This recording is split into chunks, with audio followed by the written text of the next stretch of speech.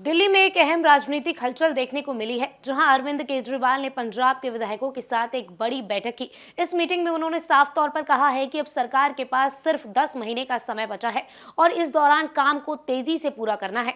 बताया जा रहा है कि इस बैठक में सरकार के प्रदर्शन, जनता से जुड़े मुद्दे और आगामी चुनाव की रणनीति पर खास चर्चा हुई। केजरीवाल ने विधायकों को ग्राउंड लेवल पर ज्यादा एक्टिव रहने के निर्देश दिए। इस बैठक में उन्होंने कहा कि पंजाब में अगले साल चुनाव 10 महीने बचे हैं। ऐसा शायद पहले कभी नहीं हुआ होगा कि चुनाव के आखिरी साल में किसी सरकार की तारीफ होती हो, लेकिन पंजाब सरकार के कामों की तारीफ काफी ज्यादा हो रही है। इसके साथ ही पश्चिम बंगाल चुनाव का जिक्र करते हुए अरविंद केजरीवाल ने कहा कि कल जो हुआ वो चुनाव नहीं बल्कि तांडव था। केजरीवाल ने आगे कहा कि मेरी अपनी विधानसभा में 42,000 वोट कटवा दिए गए। मैं पिछला चुनाव 30,000 वोट से जीता था और इस बार 3,000 वोट से हार गया। जीतता भी कैसे, 42,000 वोट जो कटवा दिए। आप नेता ने कहा कि आज हमारी आजादी पर संकट है। इसके साथ ही अरविंद केजरीवाल ने ये कहा कि साल 2014 के आम चुनावों के बाद जहां चुनाव हुए वहां बीजेपी जीती, लेकिन साल 2015 में उन्हें दिल्ली में 70 सीटें मिली थी।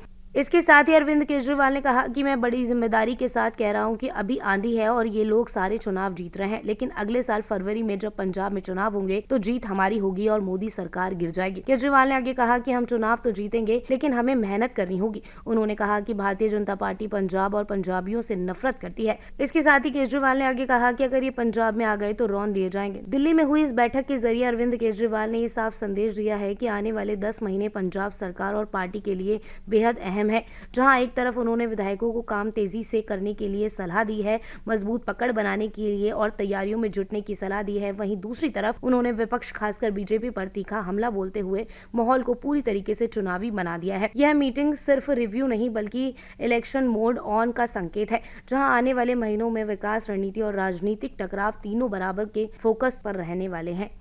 Subscribe now and press the bell icon. Never miss an update.